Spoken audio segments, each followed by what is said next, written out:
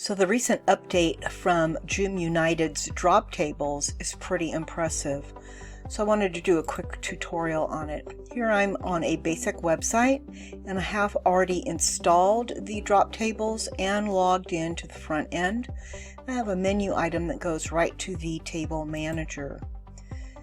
So once I'm there, you can see I only have one table right now, and it's a really basic one, but let's go ahead and take a look at it.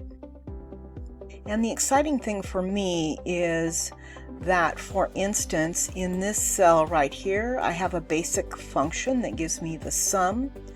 And I can set these tables so that people can log in as registered users and can go ahead and make changes right away to them.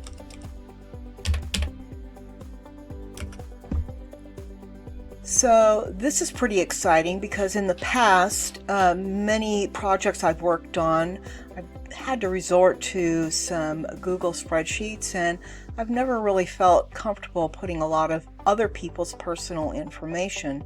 So this allows for people to easily keep a really simple kind of spreadsheet private on their own website, so that's nice. Additionally, when we go ahead and make a new table, so let's go ahead and take a look at that. We'll go right back to the tables manager, and we're going to create a new table, and we're going to create a database table this time.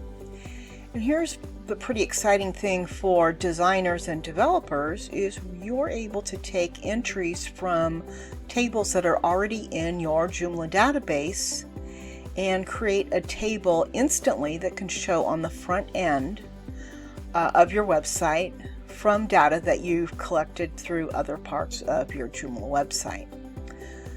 So if these sort of functions are what you have been wanting to easily do within Joomla, go ahead and give DropTables a look.